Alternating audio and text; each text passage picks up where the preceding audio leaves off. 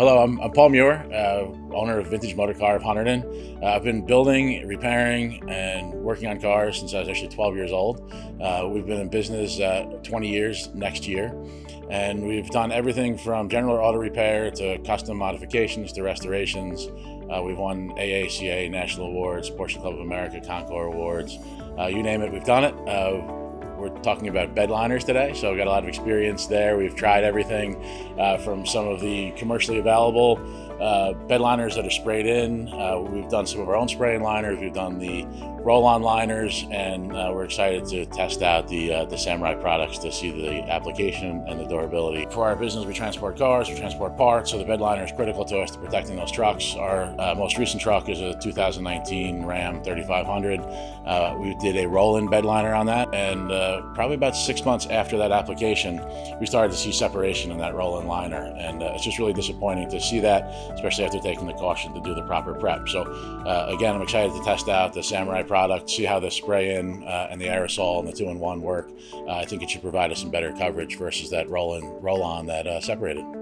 Typically, something that's sprayed directly onto the bed itself is more durable, and the key for that is that it depends on how you're using your truck. But for us, again, we transport a lot of parts, but people could use them in the snowplow business, and they may have salt in the bed or salt spreaders. They could be using them for landscape and equipment. You have fertilizers, you have lawnmowers or weed whackers getting thrown in and out, and it's critical to protect the bed because you want those trucks. That's an investment in your business, even in your personal truck. It's a large investment today, so you want to really protect that. And typically, you'll see a lot of sun exposure and UV disintegration of other bed liners, and then that starts to break down and create those rust issues, and eventually you're going to have to replace the bed. So really, it's a great way to protect your investment for the long run. Most truck beds are steel. The newer Fords are aluminum at this point. People don't realize, though, that aluminum still corrodes. It actually starts to flake and dust, whereas rust, of course, actually eats the metal. You have to cut it out. There's nothing you can do with it at that point. So if you can protect that and prevent that from happening, that's a huge step forward. This product in particular seems to be really well suited to the do-it-yourselfer because it's a 2-in-1 in the spray can. So you don't need any special nozzles. Some of the spray-in liners need special nozzles. Some of them you need to pre-mix and then you put on the roller. So I think this is definitely suited to those who want to do it themselves. So we're going to sand this down to make sure that there's something for the bed liner to grab into. And we're showing you on a tailgate that hasn't had a bed liner before. So you can see the difference. Since this truck has a bed liner, it'll be a little bit different, but not much different.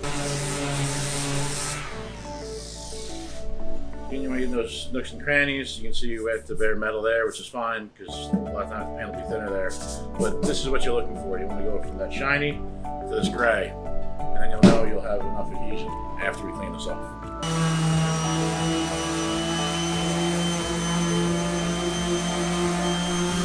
Once we get done sanding, I'm going to use some air because that's what we have at the shop, but you can use your leaf blower, which you also have here, so maybe we'll show that as a kind of a DIY way of doing it. But you want to get as much of that dust out as possible. And then we'll wipe it down too, because again, you can blow out all the dust, but you want to make sure it's as clean a surface as possible.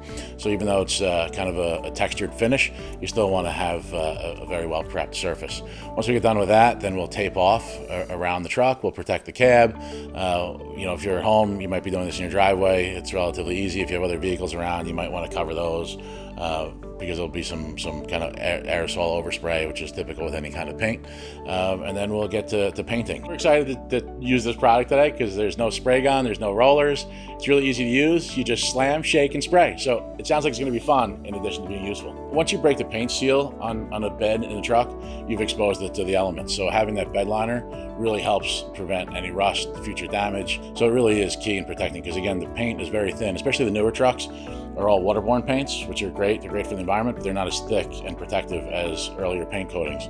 So it makes that bed liner even more critical.